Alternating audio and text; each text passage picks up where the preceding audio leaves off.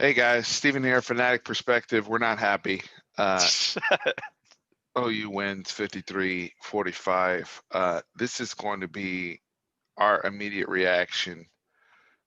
I believe it was 4 overtimes. I don't care if it was 6 overtimes. Texas loses a game that was more than winnable, a game that Spencer Rattler leaves. Well, For first of whatever, all, Oklahoma did everything in their power to give us this game too. yes, they most surely did. A game that they were the better football team, and they still, as 5-time Big 12 consecutive champs, put it on a platter and said, hey, Tom Herman, Sam Ehlinger, this coaching staff, this team, take it from us. And we didn't want it. All of that on the table. We don't take it. We lose 53-45. This is our immediate reaction. Excuse us if we're emotional. Excuse us if there's any cuss words or anything like that. I know I've been drinking throughout the game. Ain't gonna lie to y'all. I'm gonna try to keep it clean. However, everything is off the table now. Everything we've said throughout the week, Tom Herman's most important game, me defending Sam Ehlinger, all of that is off the table. It's open season on all these guys. And it's justified when it comes to the football field. When it comes to the football field, I'm not saying you need to go and say this person's a terrible person. Please keep it to the football field. If you want to say, hey, he's a disaster as a head coach or he's a disaster as a quarterback, fine. It's justified. Now, I appreciate the fight. I appreciate the effort. I appreciate them coming back from 31-17 down. But that's not good enough, Tran. So I'm going to let you take it from there. It's not good enough. No, not only is it not good enough for, let's say, 9/10 of the game, it was an embarrassment. Especially with all this talk of we have to hold each other accountable. We have to pay attention to detail. You know, you've lost all the benefit of the doubt as a team to actually speak of that.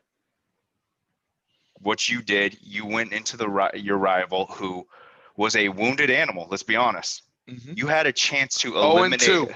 0-2. We had a chance to eliminate them from defending their 5-time Big 12 championship. They still have hope alive. I mean, there could be a way that they can sneak into the Big 12 championship still, and we weren't the ones to step on their throats and finish it. We don't have that killer instinct.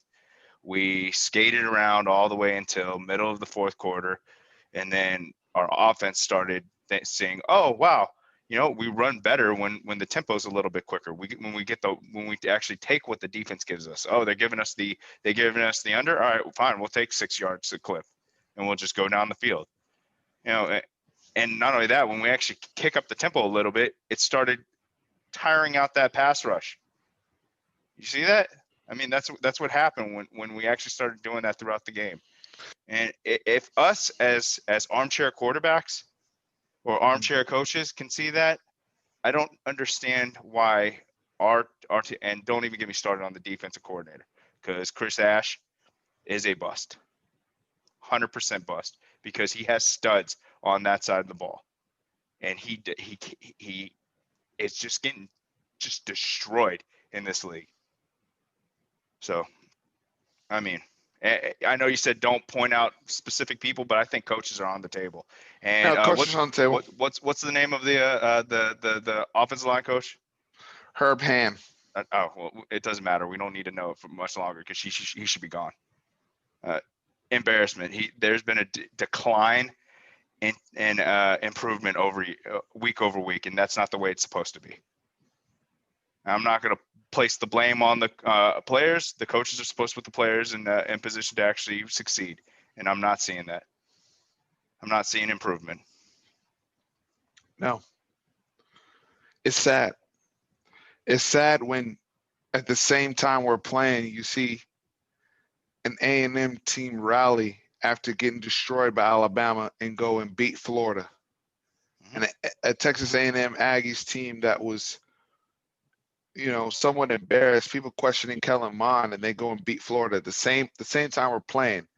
Juxtaposed against what we're doing, you see us still struggle with the same stunts and communication issues that we struggled with a year ago. And we talked about it on our preview in terms of, hey, is Herb Hand going to have us coached up and have the communication on point to where we can identify some of those things? Now, it's not all on the offensive line.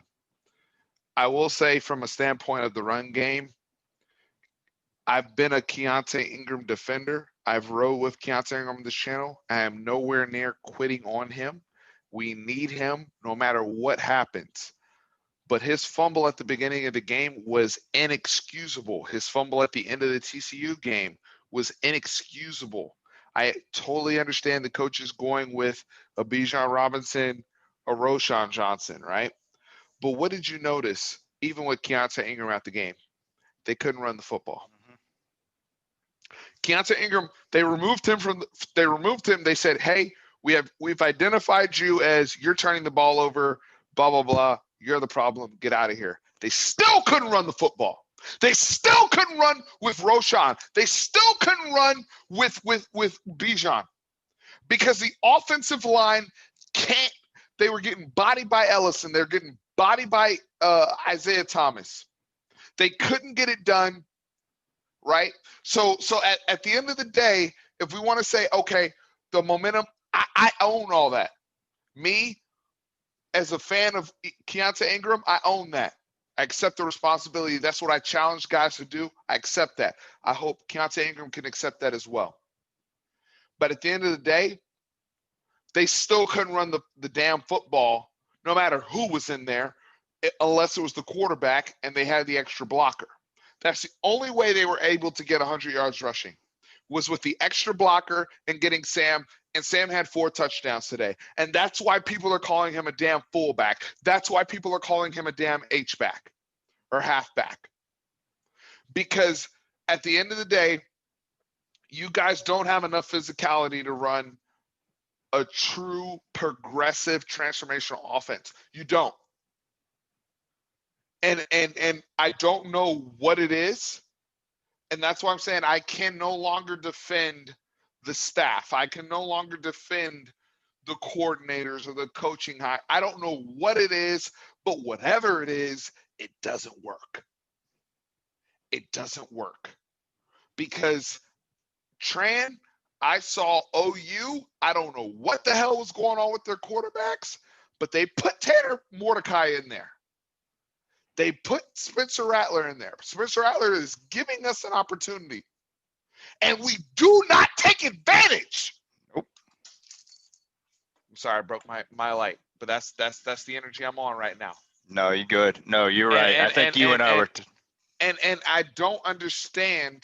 I'm sorry, my light's different. I broke the light. I'm sorry, but it's I don't understand why we can't get up in terms of the physicality. I don't understand why we can't execute. I don't understand why we come up to a ball carries and we can't tackle. I don't understand why we're down 31-17 with backups on the other side of the opponent in the game. Is the coaching advantage of Lincoln Riley over Tom Herman that wide, Tran? I'm gonna pass it over to you. Is it that wide? It seems to be the case, honestly, because what happened last week? They lost a rough game last week too, right? We lost a rough game. Who came out ready to play football? Who came out? Oh, you went up 10-0 in the first quarter. Mm-hmm. The only reason why we got back in the game is we got an interception by Spencer Rattler making a mistake, and then technically it was fumble. Another fumble, like deflected ball fumble type. Yeah, bullshit. Yeah. We got back in the game because of bullshit. Mm-hmm. Right? Now the defense, I haven't thrown the defense under the bus because the defense wasn't awful. They weren't. But we thought our offense was a given, and it wasn't. Mm-hmm. I have Tariq Black running on a crosser naked. And guys, by the way, when I say naked, that means the person's wide open. Defense, they're uncovered. Yeah. They're wide open. Tariq Black is wide open. And what does my senior four-year quarterback do? The person I've defended, the person we talked so much, back and forth with RJ, people talking about he's not a good quarterback, and the dude throws into the dirt. And I'm still not here to say he's a bad quarterback. The guy had 6 touchdowns today. I'm not saying he's a bad quarterback, but that justifies the criticism that everybody is putting on him. When you can't even make those type of throws, when you can't, like, there's guys, when you can't give Joshua Moore a chance. He's one-on-one. Woody Washington's getting a PBU when he shouldn't. He's got Woody Washington beat on a step, and you're lobbing it. I don't know what's going on, Tran. Go ahead. I don't know. No, I brought up the fact that his hand was messed up, but that's no excuse for if you're gonna play you need to help your team win. If you can't play, if you can't play, then you next man up. Casey Thompson should have been in the game. So especially missing on little dink passes like you're talking about, the one for Tariq Black, inexcusable. And hats off to Alex Grinch. Of course, doing his stunts and getting pressure on him. I think he was sacked 5 or 6 times, maybe 4 or 5 times, something like that. But still, we knew what they were going to do. We should have been prepared, and we weren't.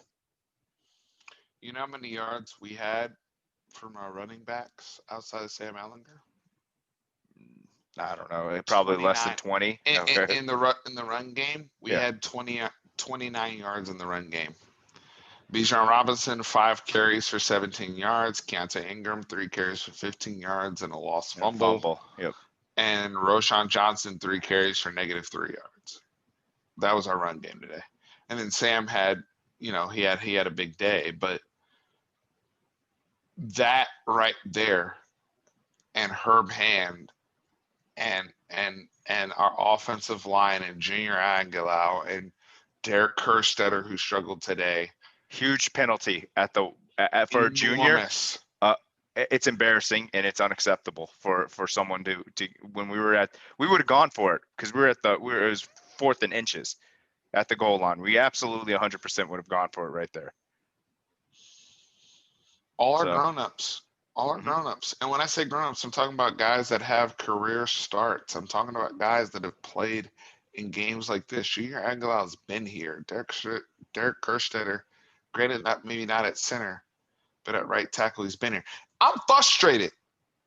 And I'm sorry I'm raising my voice. I'm sorry I'm angry, but I'm a fan. I'm a fan first. Tran, you're a freaking fan first. And it's frustrating. We invest in this team, not just monetarily, but emotionally. Oh, 100% right? Emotionally.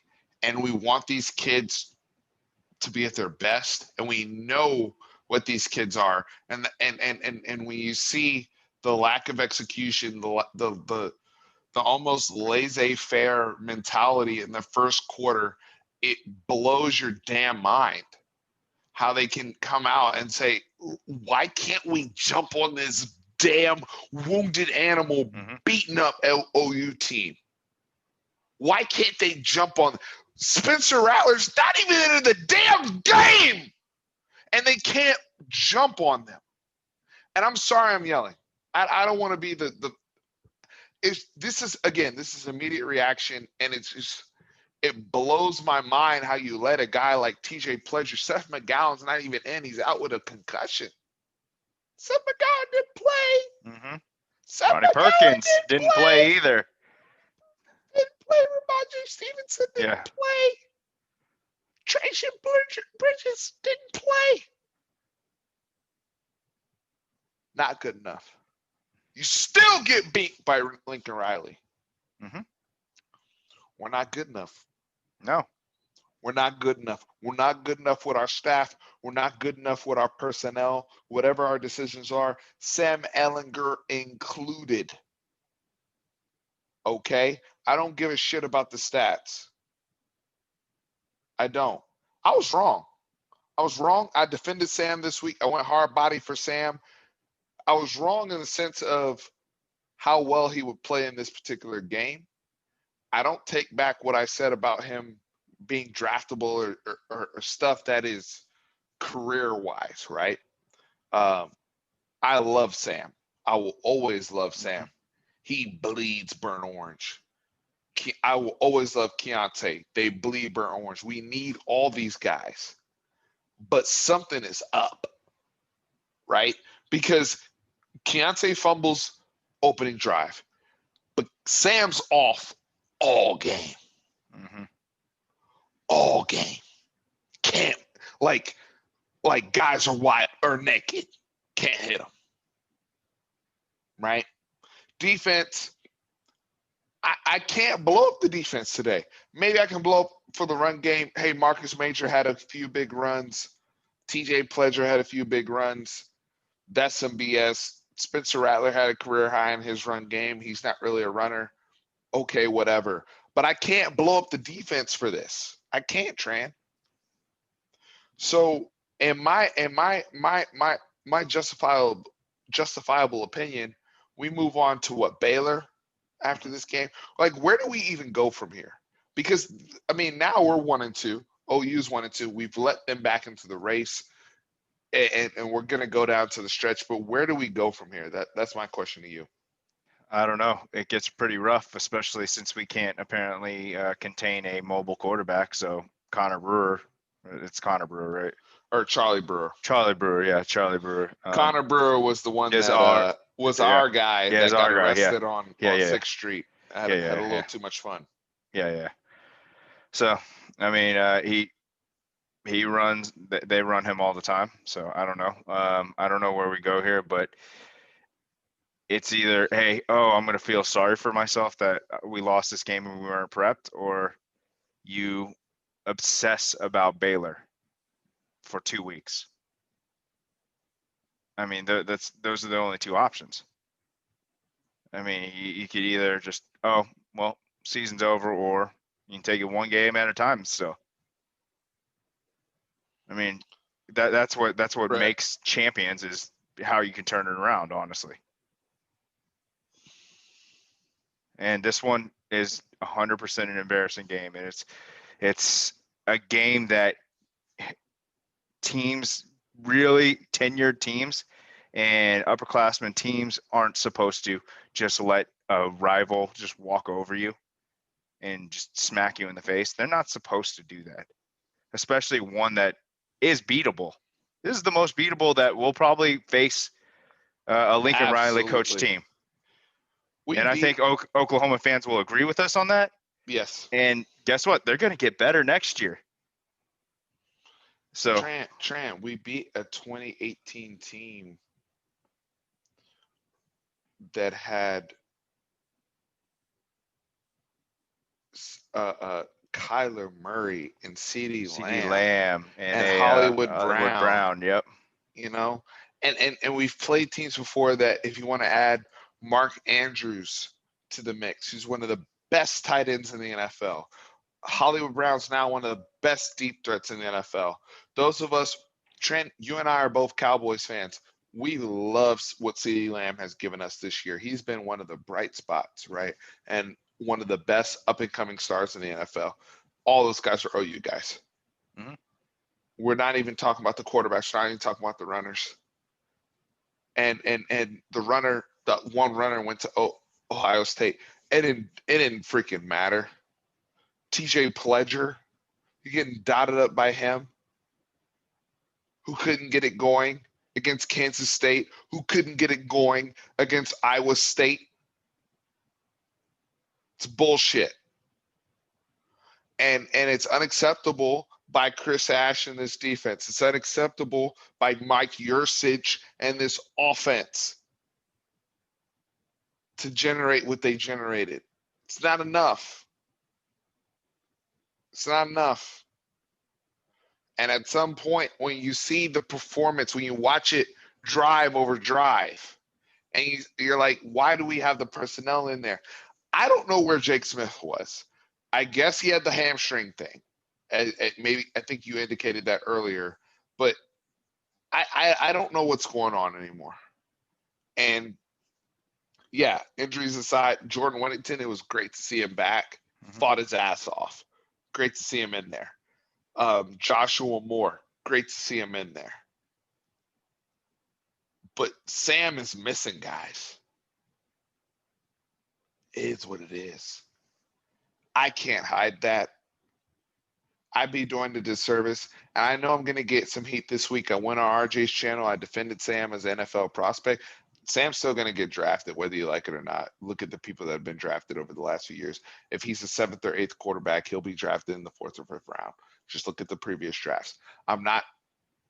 This isn't the time to say he's an undraftable player. However, if you want to justify the BS, despite the fact that he has now 21 touchdowns in 4 games, and he's had over 5 touchdowns each game, and we're still critical of him. Why is that, Tran? Because we're watching the games. And he's 30 for 53, and a lot of those 23 misses were little dink passes. There's a couple deep shots that they missed, understandably, but those are NFL throws that you need to make. I don't know what it is, man. Because I saw this guy make throws we've seen this guy make throws. And I've always said he has so many similarities to a Dak Prescott at Mississippi State. Because junior year Dak Prescott, I didn't think was a draftable player. And then senior year Dak Prescott, even though they weren't as good, I was like, okay, he's changed his throwing motion a little bit. He's getting the ball out quicker. He's, putting weight on the proper foot, that type of thing. He's definitely going to get drafted. Donovan McNabbish light vibes, and he became what he became for our team that we support in the professional realm. And I think Sam can follow a similar path. But they talk about how bad they want it for him at Texas. Right. And I'll be honest with you. Regardless of the stats, regardless of the accolades, can you right now we know Vince Young and Colt, Vince Young's at the top for me. You have Colt McCoy right behind him, right? And then you have the discussion between, to me, Major Applewhite and Chris Sims. People want to throw in James Street and other people from the 60s or whatever. Yeah. Look, it's Chris Sims and Major Applewhite between those two, because those, no matter who was starting, they were winning 11 games every year, right? And they were very, very good quarterbacks, even in big games, despite some of the issues they had, Big 12 championship, Oklahoma games, what have you. They both had those problems. But right now with Sam, and I say QB wins isn't a stat, but he hasn't ascended to that realm, in my opinion. Do you disagree or agree? What's your take on that? Not yet. So, I was hoping that, we'd have a really good year where he was playing for a Big 12 championship, and then we could have this discussion, because honestly, in my eyes, if he would have done that, that's a big if. In my eyes, he may have passed Colt McCoy as my second favorite, because of what he inherited compared to what Colt inherited. Yeah, that's fair. And he let's be honest, he inherited a dumpster fire. And if he would have actually turned us around and maybe shot for a playoff spot, that's gone, obviously. If there was a way that we could actually do that, in my eyes, he would have bypassed him. But at this point, he has the infrastructure here. He has juniors and seniors around him. Of course, some dynamic freshmen around him. And apparently, we just can't go to that second level. We can't just be that team that just imposes their will and just Ideally, I'd want to be like one of the U from the early '80s, where the like kickoff. Do you want to kick off or you want to stream? We don't care. you know, Yeah. or it doesn't matter. We We're came to cold. play. Either way, we cold. Yeah, Yeah. yeah, we're gonna beat you. So that's the dream that I want. Is I want that. I want my head coach to be Homelander. I want him to be the bad guy that everyone hates, but he's that good. Yeah. I want that. But I want to be good. I want to be that good that just everyone hates it. Everyone hates Texas because they love to hate Texas. They love to hate Texas when they're down. Easy to hate him. Yeah. But We're I not would good. yeah, We're not good. We're not. That's what we were talking about before. This was a battle of two teams that are not good. It's just that we were worse than them on this given day. It was it it was a sloppy game still. It might have been entertaining, but it was sloppy. So, I mean, It was very entertaining, but it wasn't the same level of the 2018 game. 2018 game. It wasn't the same level of even the 2008 game, or whatever game you want to pinpoint where it's been kind of neck and neck and in a very competitive, just good football. A lot of mistakes. Oklahoma DB struggled. Trey Brown struggled with holding a lot today. A couple guys where they just got, grabby. But it was exciting because it went to like 4 overtimes. So I get it. And, don't let that fool you as to where we are as a program. Don't let that fool you.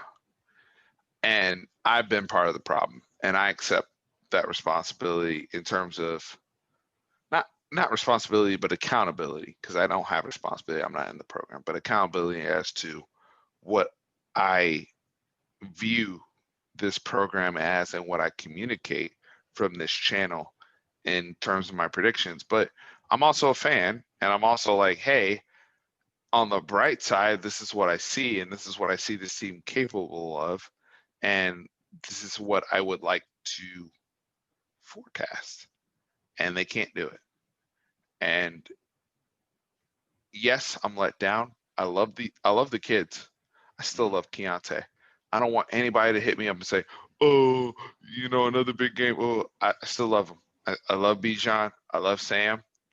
Regardless of they whatever. won't give him credit for his pass blocking because they put him and Bijan in there a lot to help out on the right side. They did. They won't give him credit for that touchdown in the back end. But the thing is, he had the marquee play early in the game. He fumbles the football. Inexcusable. It is inexcusable. And that's what everyone will run with. I don't have a defense to that. Mm-hmm. We don't have a defense to that. Like he did something that was out of his character. He spun. He's not a shifty spinning back. So he should have fallen down forward. But here's the thing, though. When he was removed from the game, they couldn't run the ball. No, I get that. But that was just him, I think, in his own head doing too much. I agree with you. He clearly, because for somebody to lose 2 fumbles on 2 straight touches is weird, right? That had never lost a fumble before and has been in this program for 3 years. For somebody like Roschon Johnson, I've never seen Roschon Johnson finish a game with 3 carries for -3 yards. Granted, yeah, he's battling the shoulder injury. He's just trying to fight through and be available for us. Haven't seen that before.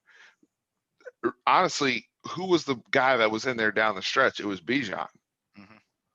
For majority of the overtime stuff, for majority of down the stretch, it was Bijan Robinson. Because they probably at that point they're like, Keontae, you're in your head, we can't trust you.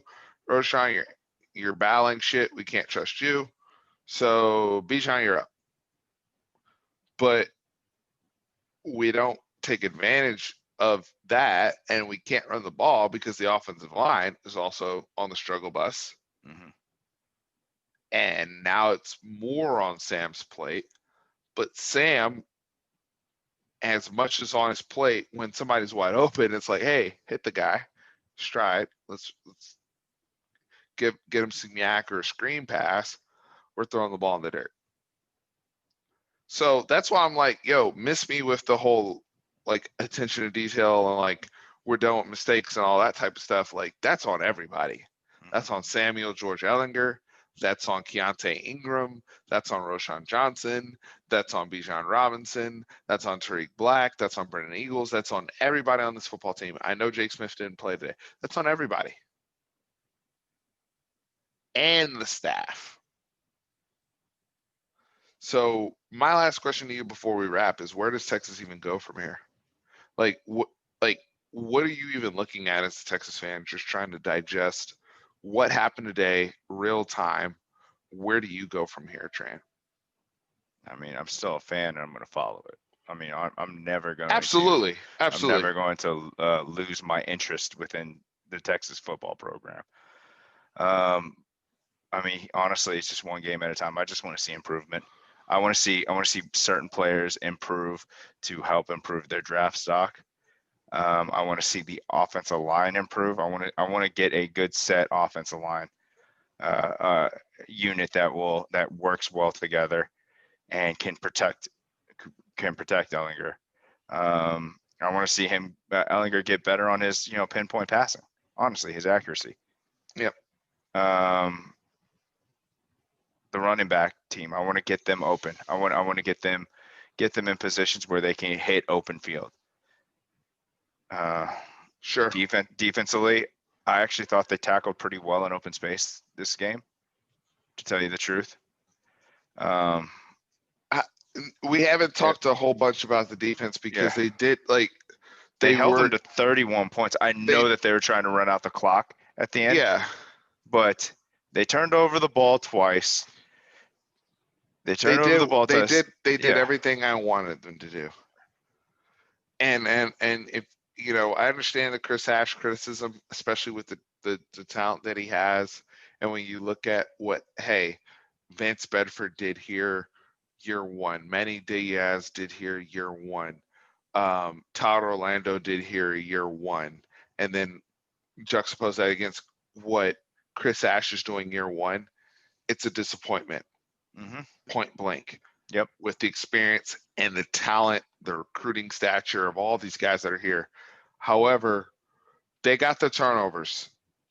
They got some of the short fields. They kicked some field goals on some short fields. We got a field goal that was deflected in overtime and blocked by, when Cameron Dicker kicked. They didn't do enough to secure victory. Oklahoma did. Lincoln Riley did. Lincoln Riley has that. Oklahoma has a mental thing over Texas. Because it doesn't even, at this point, when you look at the talent levels, of who's out there and who's not, it's like this doesn't even make sense as to why the game is what it is. They have a mental thing over Texas. Yep. Period, man. So at this point, we just got to see how the rest of the season plays out. Whatever happens, happens. Whatever Chris Del Conte decides. I'm not going to talk about people's jobs or anything in terms of right now. That would be an emotional reaction. I'm not going to give that per se. We could talk about that, Tran, if you don't mind, later in the week when we have time to digest and see where things are at. But I'm not. No, we could do an emotional one if you want. Not right now. I'm just joking. Not right now.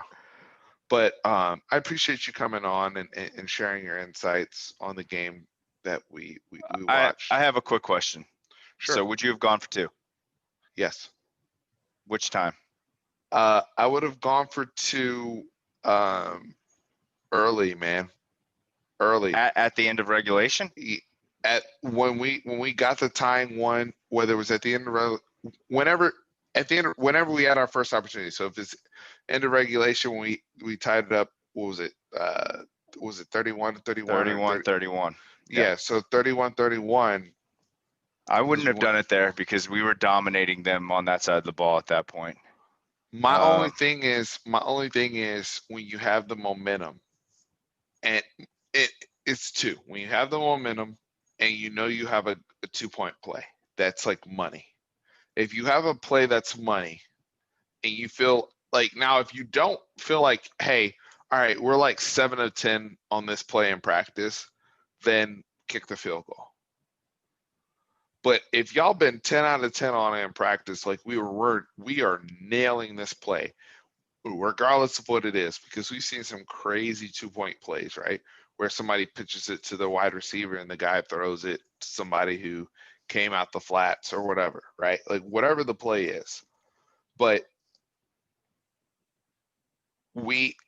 for us to lose in the manner we did, when you leave it in the hands of special teams and you take it away from your offense, I would have at some point said, you know what, Tom Herman, put your balls all the way on the table and say, you know what, let's go for the win right now. Yep. I'm done with Oklahoma. We know we have a dynamite 2-point play, because what that tells me is you don't have a dynamite 2-point play. That's just my energy. What about you? Yeah, I would have gone after there was that blatant missed hold by Keontae Ingram for the Sam touchdown. I would have gone right after that one, honestly, because they were tired still. Their defense was tired. It was at that point, I think it was the end of second overtime, maybe. I don't know. Second overtime, Sam Ellinger runs 25 yards. Yep, yeah, it was that one, and they wouldn't have had a chance to. They wouldn't, because we tied the game up. So that's when I would have done it, and I would have just left it as is. You know, I would have said, you know, all right, if that's the case, that's the case. We're gonna go home. We're gonna go home winners or losers right here. Yep. And I would have done it right then and there. And it's interesting because Lincoln Riley and OU didn't go for 2. Mm-hmm. They saved the course. And Texas fans and Texas coaches, ask yourself why they saved the course. Because they weren't afraid. So if they're not afraid of you like that, what are you doing to instill fear in them to be the bully in the relationship? What are you doing? And we'll leave on that. I'm upset. I'm disappointed.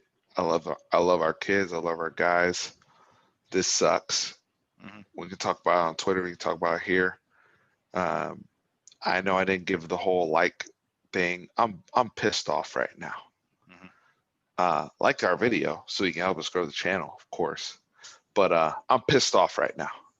And Tran, brother, thank you. I know it's not easy. I know you have a lot of shit going on your end. I apologize again for the cussing, but I know you have a lot of going on. You have young kids, and just coming on here with me and venting about it, it's helpful and therapeutic for me.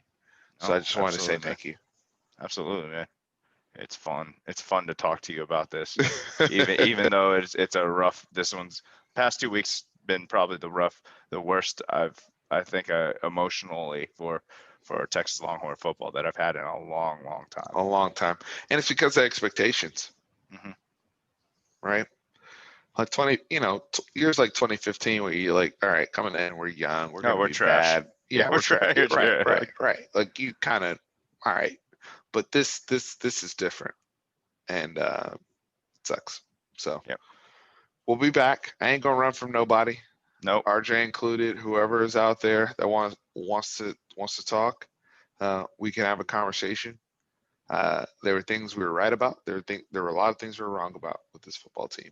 But we will, no matter whether we're right or wrong, we will always support this football team, want the best for this football team, continue to watch this football team. We will not quit on this football team, and we love this football team. Mm-hmm. So with that being said, guys, horns always up. Love y'all.